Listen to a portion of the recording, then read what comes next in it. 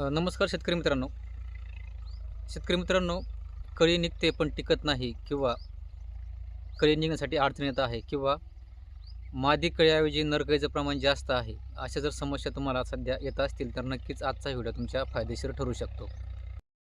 आजच्या व्हिडिओमध्ये आपण काही ठराविक फवारण्या ज्या आहेत त्या आपण सांगणार आहोत, ज्यामुळे निघणारी कळी सेट होईल किंवा जर कळी निघत नसेल तर नक्कीच झाडाला जे आहे कळी काढण्यासाठी चालना मिळेल. तर चालू करूया आपण आजच्या व्हिडिओला.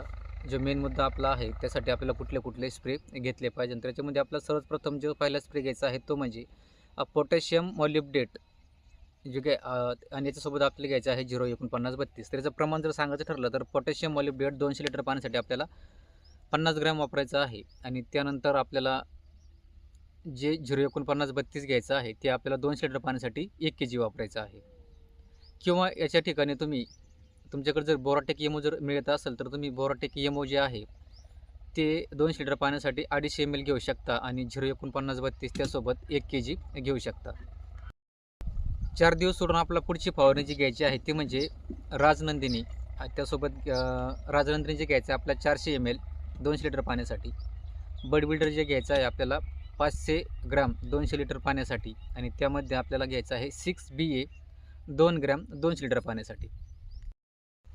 ह्या फवारणीमुळे तुमच्याकडे जर नरकळीचं प्रमाण जास्त असेल तर नरकळीचं प्रमाण कमी करून मादी कळी काढण्यास आपल्याला ही फवारणी जी आहे आपल्याला चालना देणार आहे.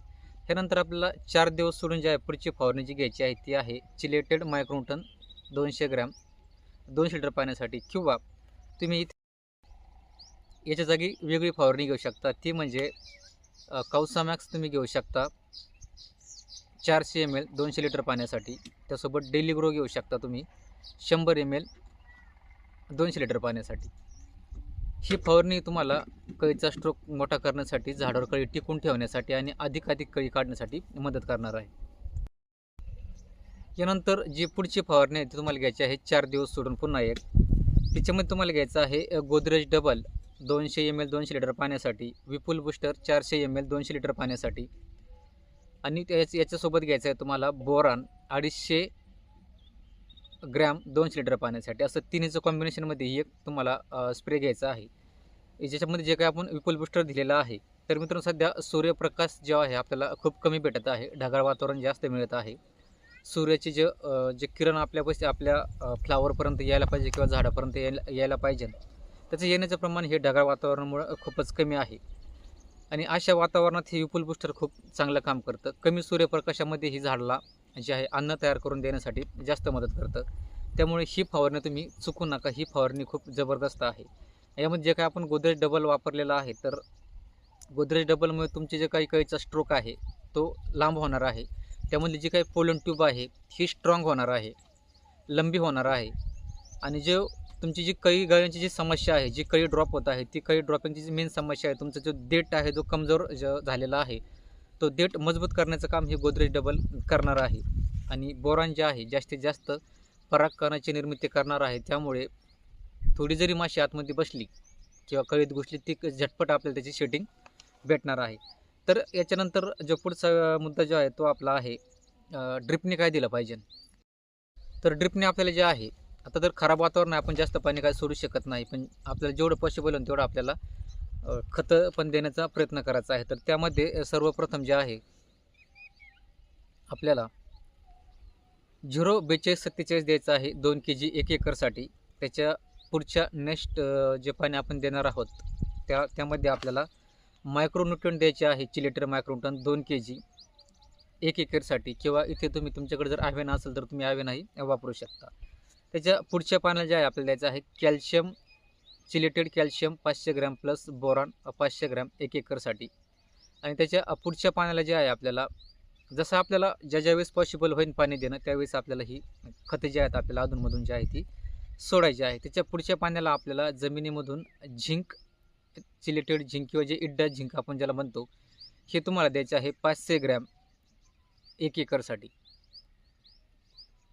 झिंक जर ओरिजिनल चिलेटेड असेल तर तुम्ही एखाद्या खतासोबतही देऊ शकता, फक्त गॅरंटी असली पाहिजे की ते खरोखर चिलेटेड आहे. असं असेल तर तुम्ही ते 027 सोबत किंवा 052 सोबतही सोडू शकता. किंवा मग ॲमिनो ॲसिड विथ झिंक तुम्ही ड्रिपच्या माध्यमातून देऊ शकता. झिंक 500 ग्रॅम आणि ॲमिनो ॲसिड जे आहे एकरी 2 लिटर तुम्ही असंही कॉम्बिनेशन करू शकता. तर हा जो काही शेड्यूल आहे, हा शेड्यूल मीही खराब वातावरणात वापरलेला आहे. हस्तबहारमध्ये सेटिंग काळामध्ये मागील वर्षी जे आहे सेटिंगला खूप त्रास झाला होता. तो दरवर्षीच होतो, पण ह्यावर्षी थोडा जास्त झाला होता. पावसाचं प्रमाण जास्त राहिलं होतं, ढगाळ वातावरणाचं प्रमाण जास्त राहिलं होतं. पण त्या काळामध्ये जे निवडक जे मी आता जेवढ्या काही फवारण्या सांगितलेल्या आहेत, ह्या फवारण्यांचा मी जे आहे वापर केला होता, तर बऱ्यापैकी मला ह्या फवारण्यांचा रिझल्ट आला होता आणि सेटिंगलाही बऱ्यापैकी मला मदत झाली. तर तुम्ही हा शेड्यूल वापरून प्रयत्न करून बघू शकता आणि तुमच्या प्लॉटमध्ये थोडीशी सुधारणा करून घेऊ शकता. तर थांबूया आजच्या व्हिडिओमध्येच इथेच. धन्यवाद. आणि यानंतर तुमचे जर काही प्रश्न असतील तर प्रश्न विचारा. प्रश्न विचारल्यानंतरच आपल्याला जे आहे पुढचा व्हिडिओमध्ये आपल्याला नेमकं कुठला विषय घेतला पाहिजे, त्याच्यासाठी आपल्याला कल्पना सुचते, आयडिया सुचतात का तुम्हाला ज्या तुमच्या प्लॉटमध्ये जे काय आता समस्या आहे, त्या समस्येवर जर तुम्ही प्रश्न विचारले तर नक्कीच आपण त्या समस्येचं समाधान घेऊन येणारा जो आहे व्हिडिओ आपण बनवू शकतो. तर तुमचे जर काही प्रश्न असतील याच्यामध्ये तर तुम्ही प्रश्न कमेंटच्या माध्यमातून नक्कीच विचारा. थांबूया आजच्या व्हिडिओमध्ये इथेच आणि भेटूया पुढच्या व्हिडिओमध्ये अजून कळीच्यासाठी सेटिंग करण्यासाठी, कळी ड्रॉप थांबवण्यासाठी अजून काही नवीन आपल्याला सांगता येईल ती माहिती घेऊन. धन्यवाद.